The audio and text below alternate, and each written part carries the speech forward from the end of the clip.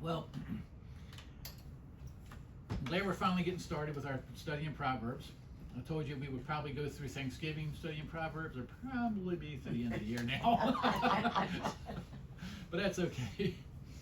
Proverbs has 31 chapters. The first 29 chapters were written by King Solomon. And King Solomon, just as a reminder, King Solomon was David's second son by Bathsheba. His first son died. He was the third king of Israel. He succeeded David. Now, to be clear, some people say that chapters 22 through 24 were written by other people. Maybe. I don't see anything in the Bible that would indicate that, but I'm also not going to have a big discussion with anybody over that. Let's move on. Where else? Oh yeah, chapter 30 was written by this guy called Agor. Agor was a court sage of Hezekiah. And chapter 31 was written by this guy, King Lemuel. Now, there are differing opinions about who King Lemuel is. People they'll look at historical documents of all over the place and come up with all kinds of things. Most biblical scholars agree that King Lemuel is another name for King Hezekiah. But if somebody thinks it's somebody else, great. That's again, I don't care. I'm not getting into a discussion about that. That's one of those things I would probably go, oh, interesting.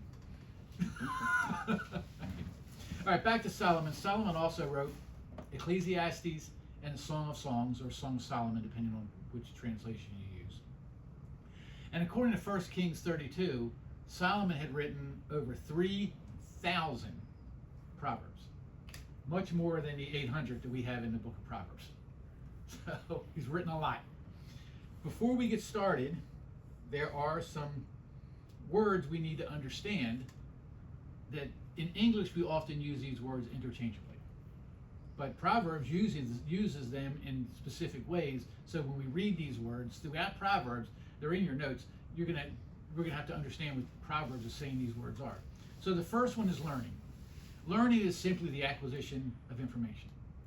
It's information for the short term. Maybe I need it now. I need this information now. I have had that learning over. You may think there's things you don't.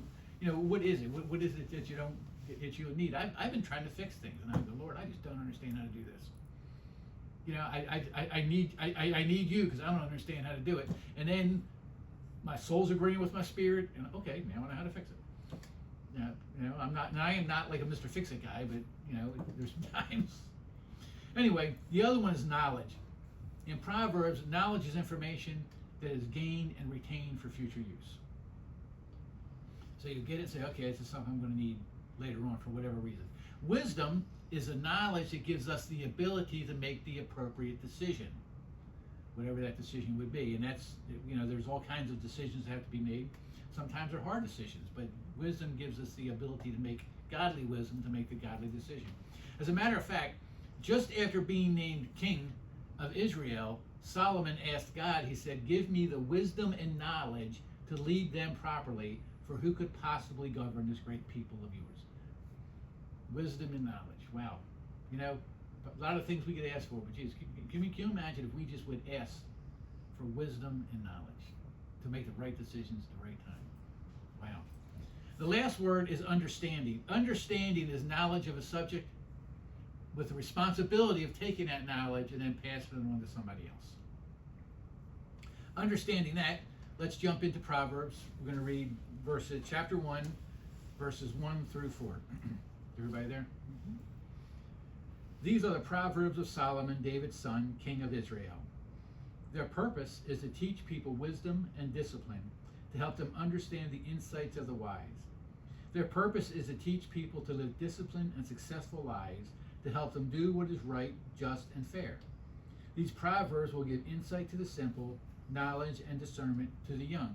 This is a great introductory, really, to the whole book of Proverbs. It really is. Solomon gives a purpose for writing these proverbs with the wisdom and knowledge that the Lord gave him. And it's clear when you read this that as we go all the way through Proverbs, if we just think back to these first 4 verses, we're going to go, okay, now I see why he wrote that. Now I see why he wrote that. In a minute, we're going to really have to understand this. When we move on, we're going to understand why that's going to be important. But that's why it's important for us to study Proverbs. just go back and study it again, and read it and study it again. Because let's face it, we could all use more wisdom and knowledge and understanding and learn. We all could, right? If we want to make godly decisions and minister to others. All right, the first sentence of verse 5. Let the wise listen to these proverbs and become even wiser. Proverbs is not only for the lost or the unwise or the simpleton, as we're going to read about here in a couple of minutes. Those with knowledge, those with wisdom, those with understanding, they can gain more. That's why it's important that we go back and re-study Proverbs and reread Proverbs over and over. All right, pick up where we left off through verse 6. Let those with understanding receive guidance by exploring the meaning of these proverbs and parables, the words of the wise and their riddles. As we study through Proverbs, we're going to look for the meanings of these proverbs. And you saw Solomon wrote here that not only explore the meaning, but these proverbs they're also parables and there are riddles. So oftentimes when we go through Proverbs, there's going to be a deeper meaning than just a very surface meaning. So we're going to have to have understanding and wisdom to understand that, and learning really for both of all that. All right, verse 7. Fear of the Lord is the foundation of true knowledge, but fools despise wisdom and discipline. I want to tell you, every major religion in the world says that King Solomon was the most wisest man that ever lived. If you just point to any of them, they say Solomon was the wisest man that ever lived. Even with Solomon having all that godly wisdom, he understood that it has to be godly wisdom that you're working with, and that wisdom that you get is in the knowledge that you get. It's all if the foundation isn't the Lord, it's not worth having, and that's where it comes from. He even understood that very clearly. All right, verses 8 and 9. My child, listen when your father corrects you. Don't neglect your mother's instruction. What you learn from them will crown you with grace and be a chain of honor around your neck. So Solomon starts with obeying one's parents. God instructed Israel. If you remember, God instructed Israel to do the same thing. Honor your father and mother. Then you have a long life, full life in the land the Lord your God is giving you. You guys know which commandment this is? It's the 5th. All right? Do you know that this is the first one, though, that says if you do this, there'll be a benefit of the 10 commandments? Wow, right? Honoring your parents. Paul even spoke of this. He said, children, obey your parents because you belong to the Lord, for this is the right thing to do. And Solomon even said it. He said, when you obey your parents, what did he say? Go look at verse 9. What you will get? You will get a crown of grace. You will get honor, a chain of honor around your neck. There's a benefit to it. So it makes sense for Solomon to start here, because what Solomon's saying is, hey, when you're young, your parents are the ones giving you wisdom. And if you listen to them, pay attention to them. That's important. But if you didn't, we're going to talk about parents that aren't giving godly wisdom in a moment. But if they didn't, or maybe you weren't, as a Christian, you were never even taught about God. You never even heard about God. Never even heard about Jesus. But now as adults you have, then start there. Start gaining wisdom and then keep gaining. Start getting knowledge and keep gaining it. All right, we're going to go 10 all the way through 19. My child, I want to tell you guys, everybody's ever have their highlighter ready? There's a couple of highlighted verses here. All right, if you highlight in your Bible, verse 10, my child, if sinners entice you, turn your back on them. Highlight that verse.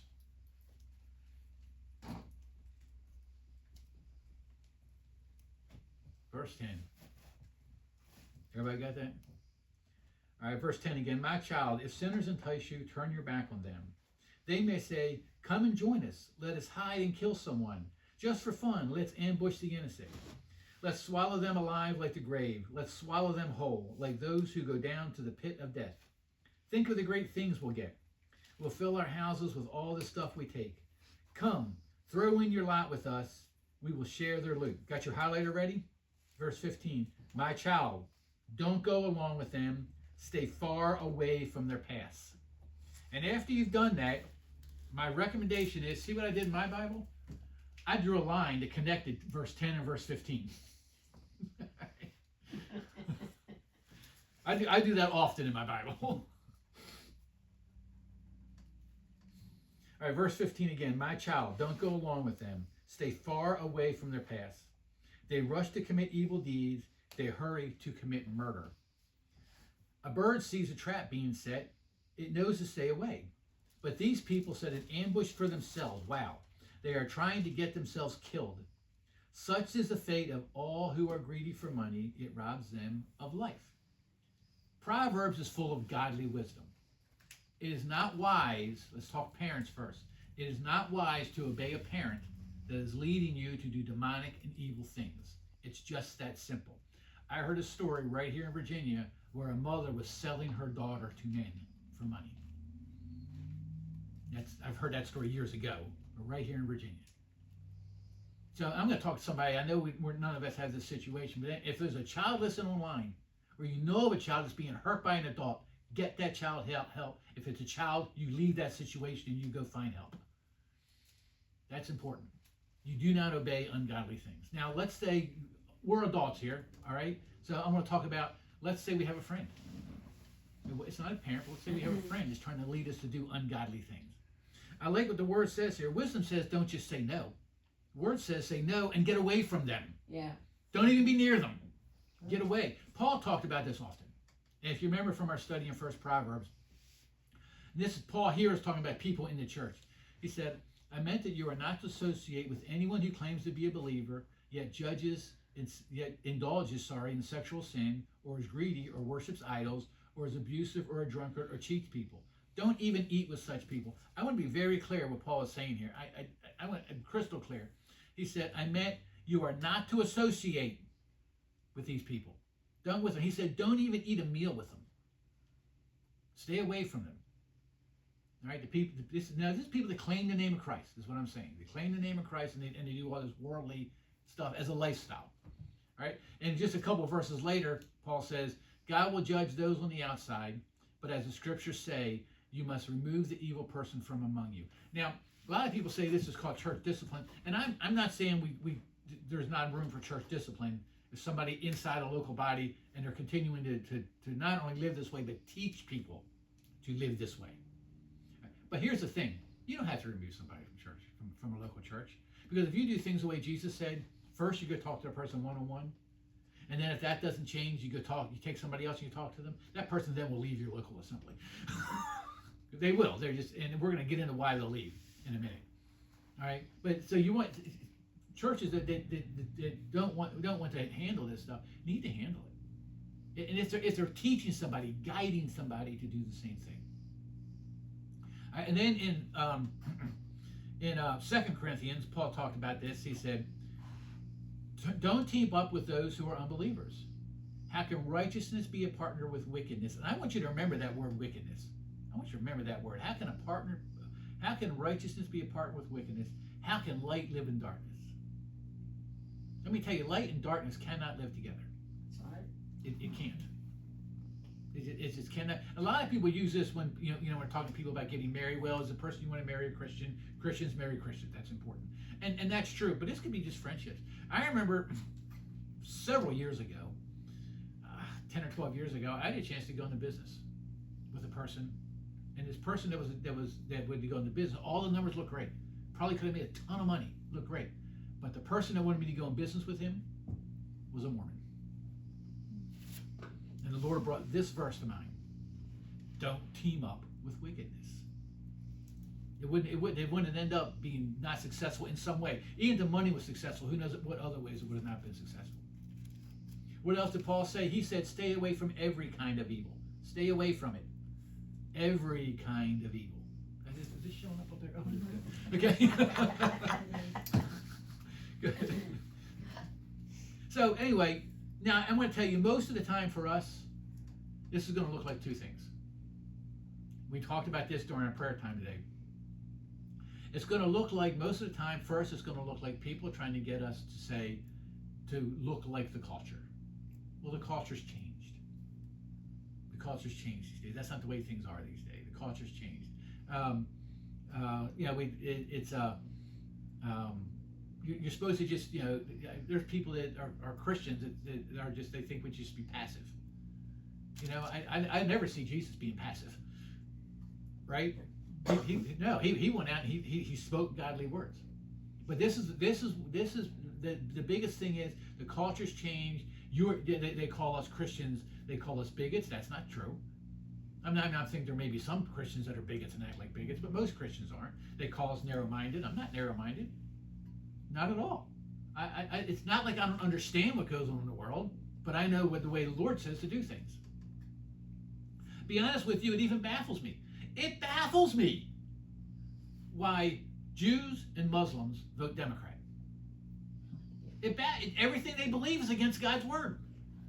Even the Old Testament stuff, they're against it. Now I know why Muslims do, because they see that as a way into our country. But if they're truly living their faith, I don't know why they vote Democrat. But anyway, God inspired many people to tell us not to look like the world. If you remember from our study in Book of Romans, do not copy the behavior and customs of this world. Don't copy it. Culture may change, but that culture doesn't change truth. The truth is still the truth. All right.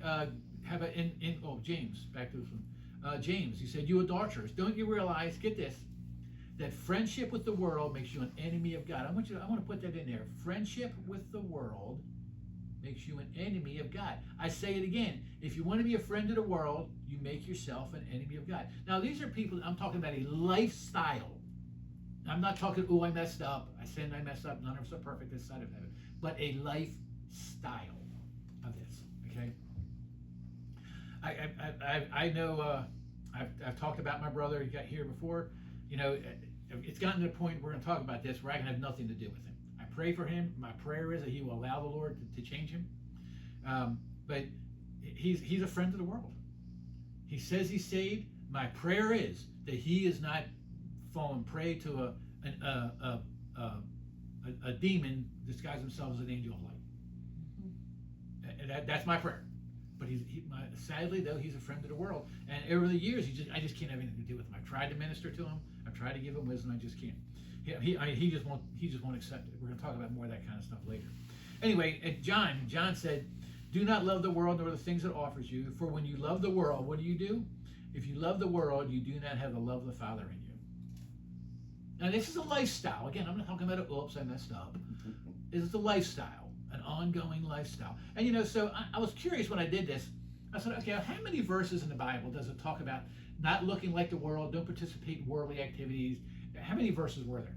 And so I took maybe 90 seconds, 2 minutes tops, and then I just kind of listed them real quick I could find. 88 verses in the Bible that I could find in like 2 minutes about not participating like the world. God couldn't be any more clear about this. So the first one is acting like the culture. The second one is gossip. Oh, everybody gossips. That's what I hear. Everybody gossips. Well, you remember and first off, when everybody says everybody gossips, I say, not everybody. Don't put me in your everybody's. There.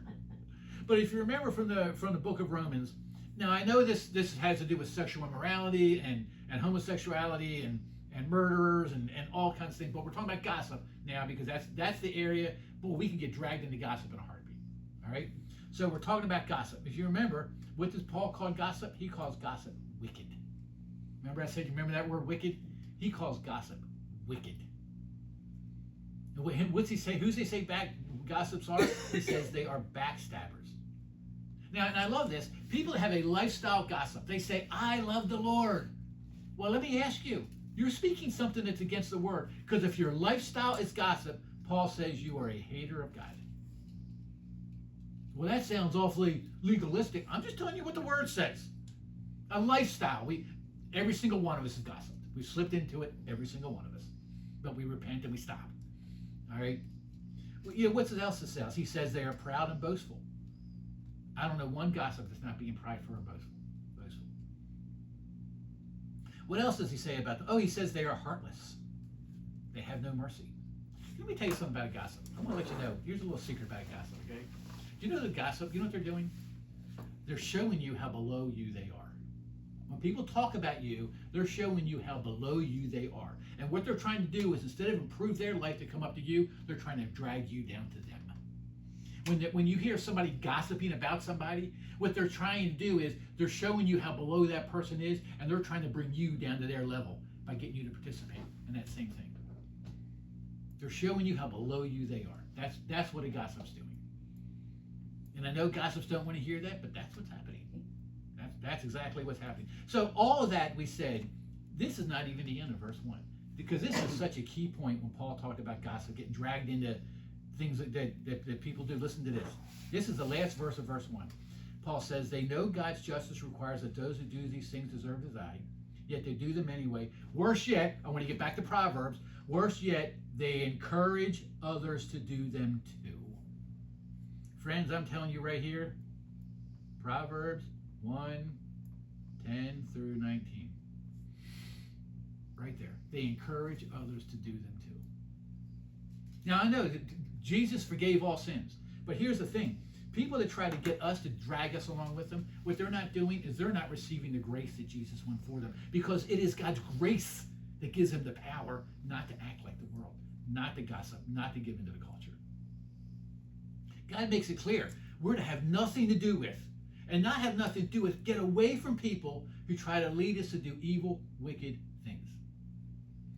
I remember one time I had a situation where this person, again, I can't associate with this person. I've tried, but they were living in an apartment, and he met a girlfriend living in another apartment, and neither one of them paid their rent, so they got evicted for non-payment of rent.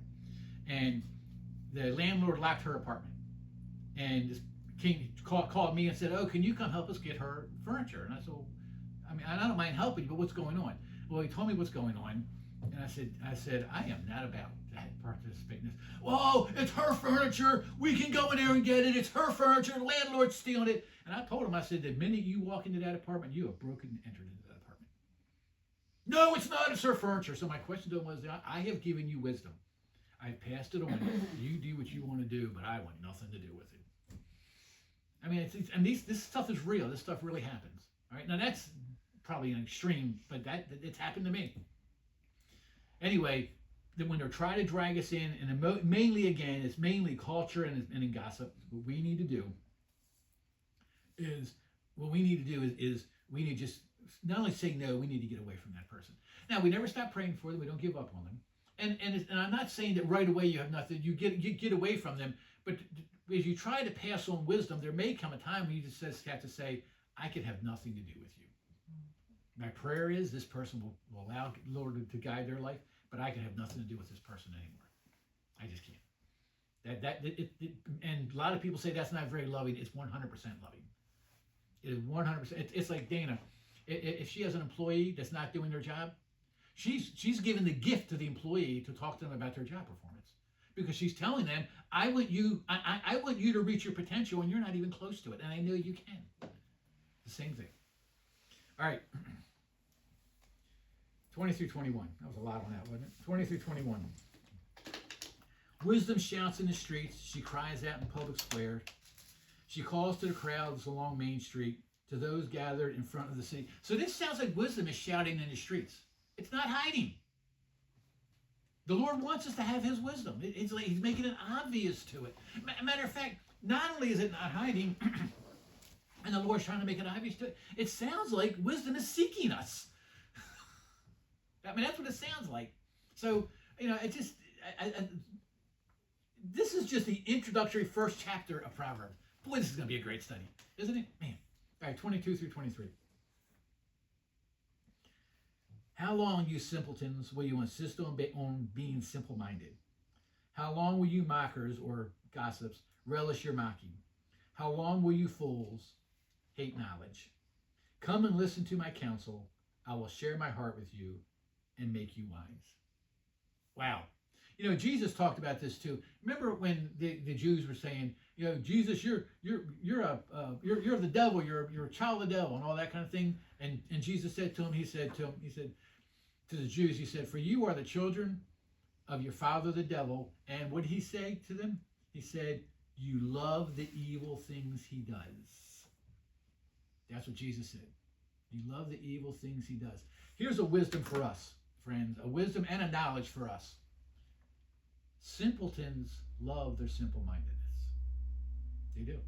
They love it. Fools love their foolishness. Mockers or gossips, they love their gossip. They do. I've seen it. You've seen it. And I'm not talking about bad about them. It's a wisdom for us to understand. Because when we're dealing with these people, it's important for us to understand that they actually love the way they are. Here's the thing, they can change. God poured his grace out by the death, burial, and resurrection of Jesus. God poured his grace out on every single person in the world. If they receive that grace, that'll give them the power to change. They can change. They just choose not to. That's important for us to understand that. So it's important for us to understand we can only give wise counsel. That's all we can do. We cannot change them. Mm-mm. Change has to be something they want to do. It's important for us to understand that. I've talked to many Christians that said, "Oh, if I just minister to them enough, they'll change." They have to want to change. All right, 24 all the way through 32. Now, this is wisdom speaking here, okay? I called you so often, but you wouldn't come. I reached out to you, but you paid no attention. You ignored my advice and rejected the correction I offered you. So I will laugh when you are in trouble. I will mock you when disaster overtakes you. When calamity overtakes you like a storm, when disaster engulfs you like a cyclone, and anguish and distress overwhelm you. When they cry for help, I will not answer.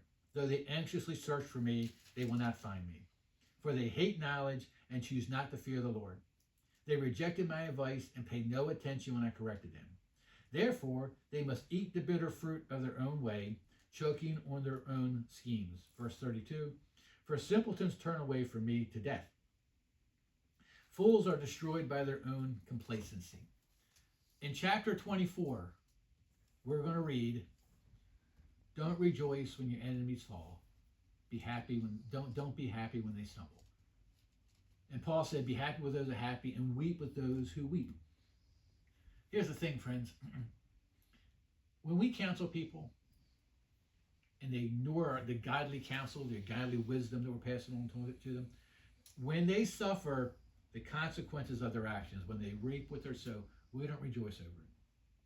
We were talking about this earlier with the Muslims, that Muslim imam, that he's fallen over dead. He's going to, unless he's changed his mind and gave his life to Jesus at the last millisecond he's alive, that man's going to spend eternity in hell. We hate that. We hate when people are struggling through things. But here's the thing, friends. We also don't feel like we could have done more. You've given them the wisdom. You've tried to minister to them. We need to keep in mind we can't change simpletons and mockers and etc. We can only counsel. They have to change. We don't sit there and beat ourselves up. Oh, I should have done more. I should have done more. We can't. They have to change. They have to want to change. All right, verse 33.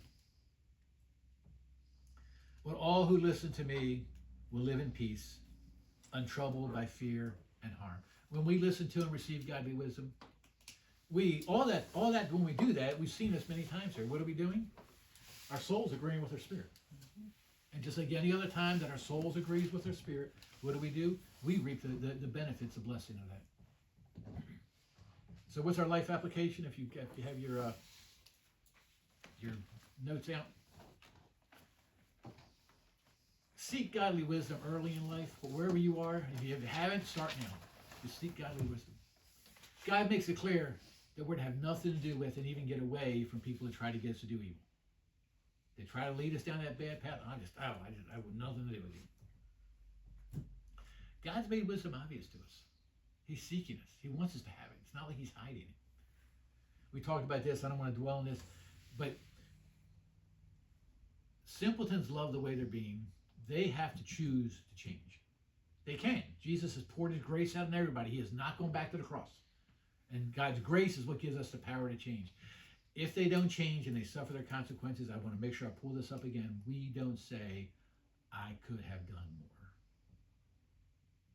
We don't say that because we have. We've shared God's wisdom with them.